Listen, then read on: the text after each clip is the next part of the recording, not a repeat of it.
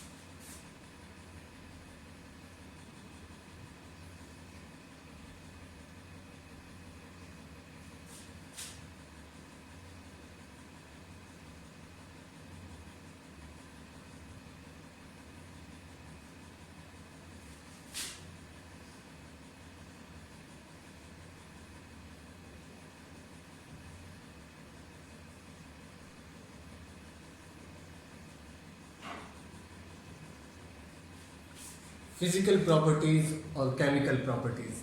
पहले हम physical properties को डिस्कस करेंगे, फिर केमिकल प्रॉपर्टीज़ की तरफ आएंगे।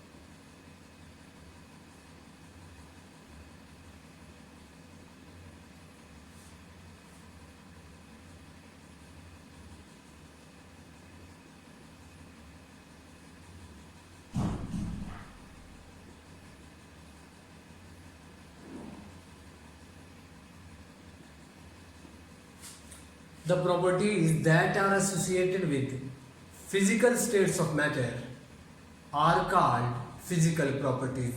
कि ऐसी प्रॉपर्टीज जो मैटर की फिजिकल स्टेट से ताल्लुक़ रखती हैं फिजिकल प्रॉपर्टीज कहलाती हैं। For example,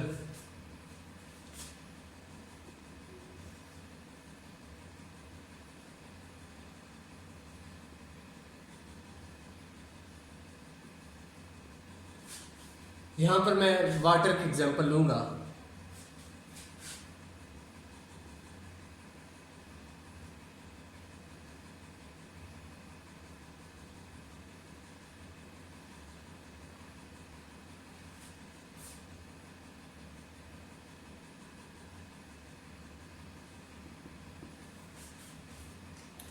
ice ice solid state है। इसको जब मैंने हीट किया, वाटर में चली गई, लिक्विड स्टेट है।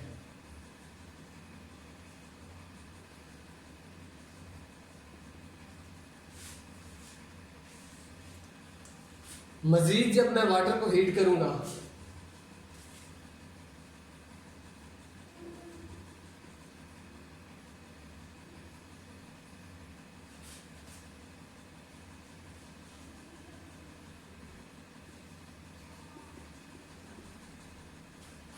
ये स्टीम में चेंज हो जाएगा। स्टीम गैस है।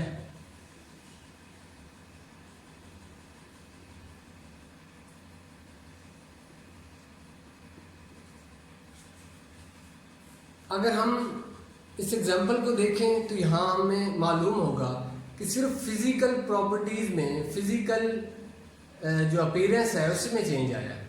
केमिकली कोई चेंज नहीं आया। आइस को गर्म किया, वाटर में चली गई, सॉलिड से लिक्विड होगी, और वाटर को फिर दोबारा हीट किया तो स्टीम में चला गया, गैशियस स्टेट में चेंज हो गया। तो फिजिकल स्टेट्स में चेंज हुआ। फिजिकल स्टेट्स में आती हैं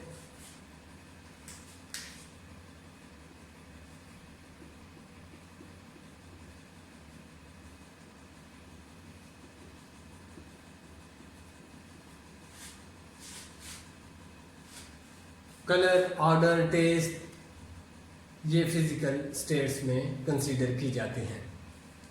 अब बात करूंगा केमिकल प्रॉपर्टीज की।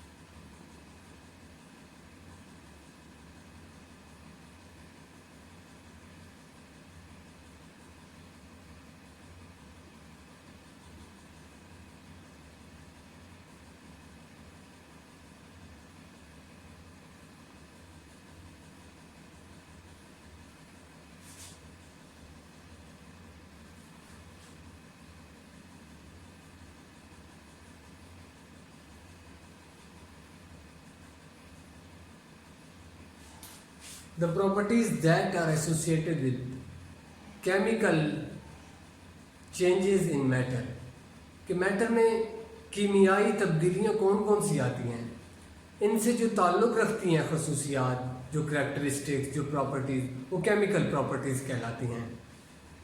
फॉर एग्जांपल,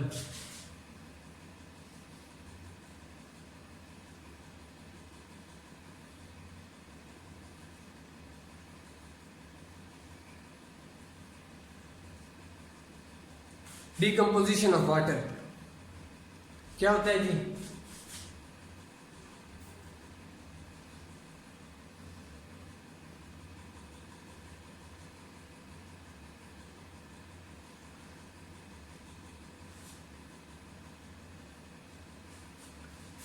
वाटर डिकम्पोज होकर हाइड्रोजन और ऑक्सीजन गैस में चेंज हो जाता है, डिकम्पोजिशन ऑफ वाटर। तो ये एक केमिकल चेंज है कि वाटर एक कंपाउंड है, वो दो एलिमेंट्स में अलग हो गया है, तो ये एक केमिकल चेंज है, इसलिए ये केमिकल प्रॉपर्टीज में कंसीडर किया जा सकता है।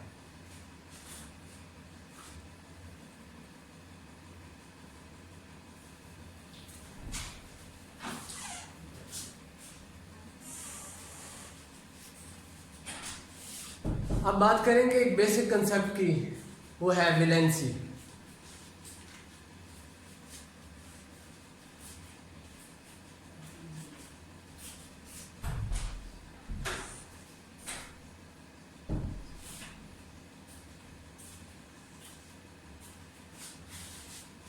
वैलेंसी क्या है?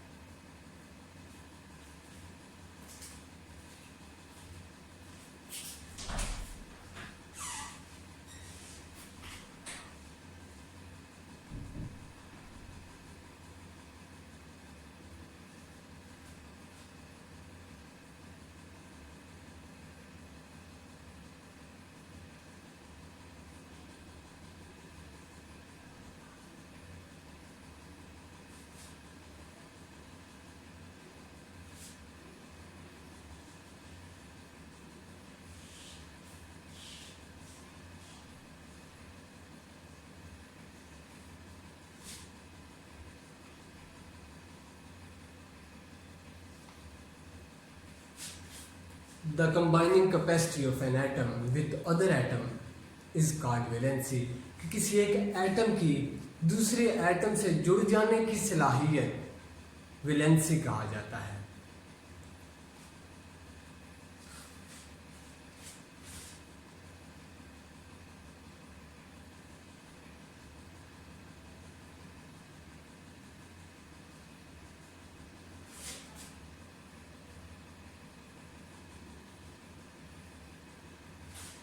It is a unique property, ये मखसूस होती है। हर एटम की, हर एलिमेंट के एटम की मखसूस वैलेंसी होती है और कुछ एटम्स की वैलेंसी वेरिएबल भी होती है मुख्तलिफ केसेस में। यहाँ पर मेन हम valency with respect to covalent compound और valency with respect to ionic compound discuss करेंगे।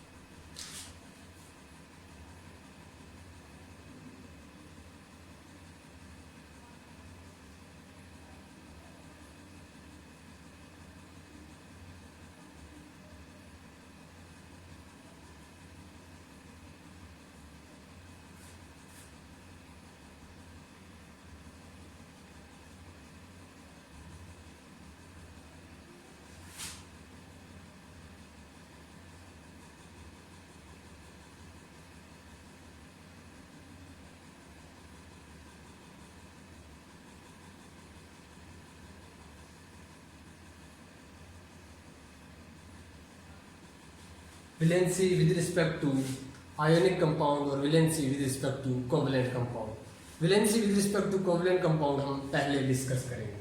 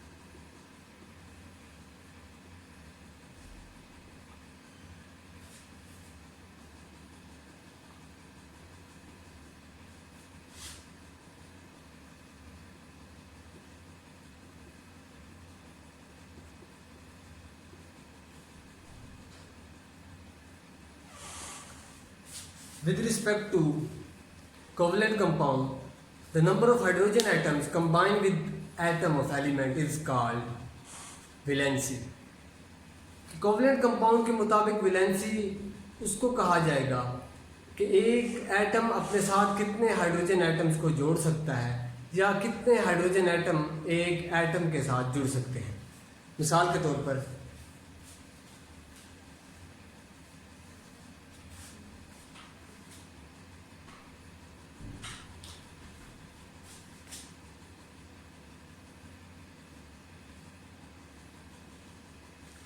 क्लोरीन की बात करूंगा। क्लोरीन का ताल्लुक 7th ग्रुप से है और इसके वैलेंस शेल में 7 इलेक्ट्रॉन्स हैं।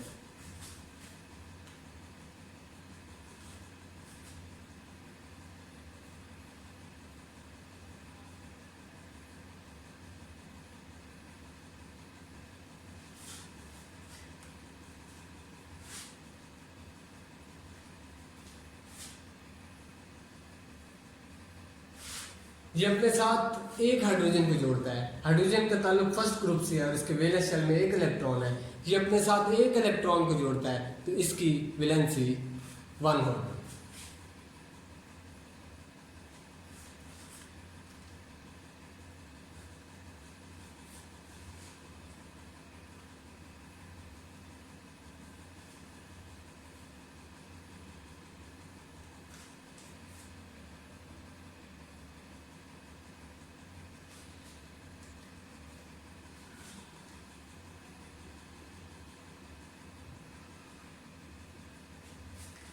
बात करूंगा कार्बन की। कार्बन का ताल्लुक 4th ग्रुप से है और इसके लास्ट शेल में, वैलेंस शेल में 4 इलेक्ट्रॉन है तो ये अपने साथ 4 हाइड्रोजन एटम्स को कंबाइन करेगा।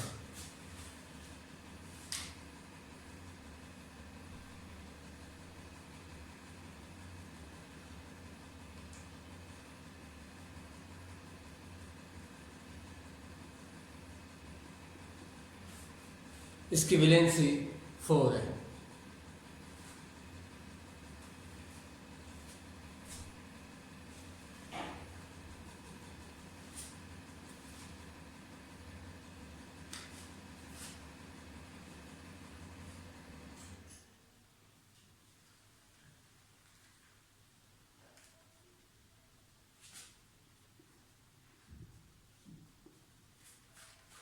बात करूंगा नाइट्रोजन की, इसका ताल्लुक 5th ग्रुप से है। इसके पास वैलेंस शेल में 5 इलेक्ट्रॉन है, एक लोन पेयर है और 3 फ्री इलेक्ट्रॉन है।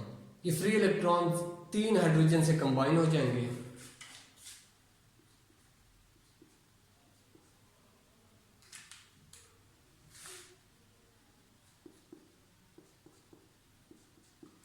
इन दिस केस नाइट्रोजन की वैलेंसी 3 होगी। ये थी examples valency with respect to covalent compounds. अब चलते हैं valency with respect to ionic compound.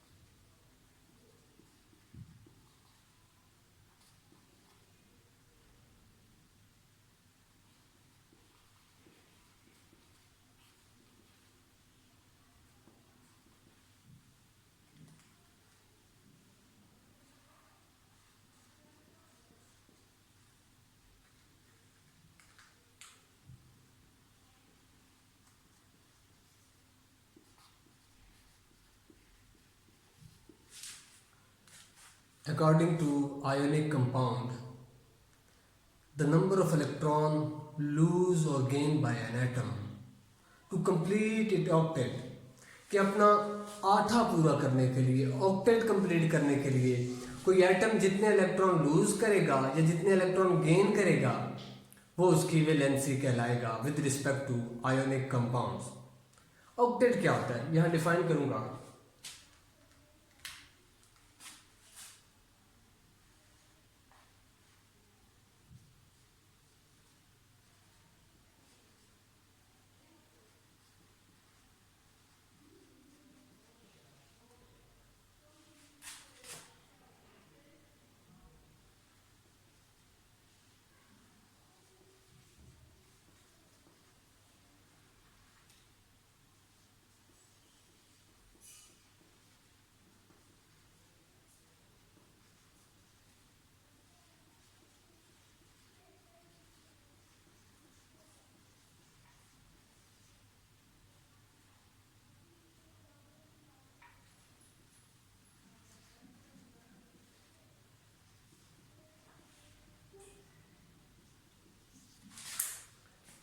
कि एक एटम की ये ख्वाहिश होती है कि वो स्टेबिलिटी गेन करे, अपने आउटर मोस्ट शेल में 8 इलेक्ट्रॉन्स पूरे करके उसकी इस विल को ऑक्टेट कहा जाता है या ऑक्टेट रूल भी कहा जाता है।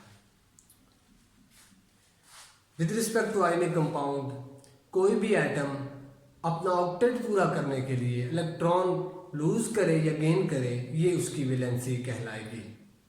फॉर एग्जांपल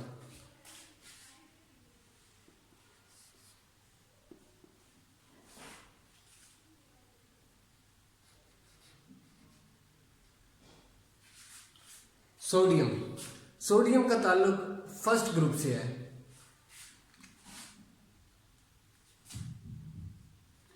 इसके वैलेंस शेल में 1 इलेक्ट्रॉन है। ये अपना 1 इलेक्ट्रॉन लूज करती है।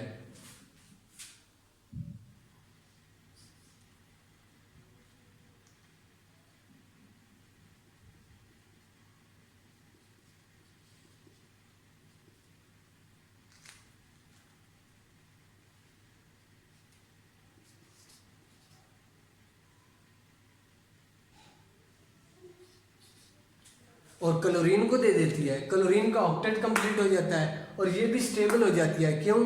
क्योंकि इसके आउटर मोस्ट शेल से पहले वाला शेल कंप्लीट है, ये अपना इलेक्ट्रॉन लूज करके अपना ऑक्टेट कंप्लीट करती है, जबकि क्लोरीन गेन करके ऑक्टेट पूरा करती है। तो यहाँ पर सोडियम की वैलेंसी 1 है।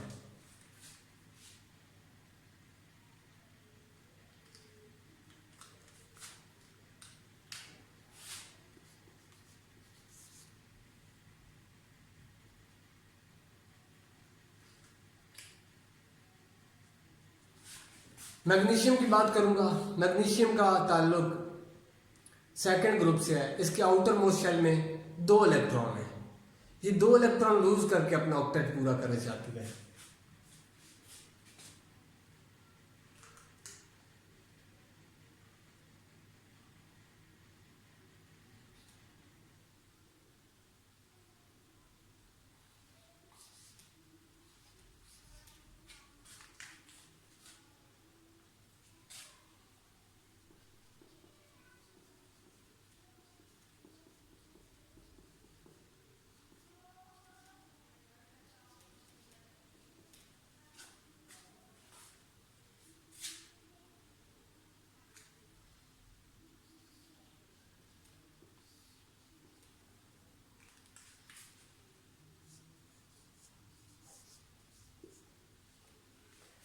ये अपना एक एक इलेक्ट्रॉन दोनों क्लोरीन को देके MgCl2 बना देती है और ये अपना ऑक्टेट कंप्लीट कर लेती है और स्टेबिलिटी गेन कर लेती है।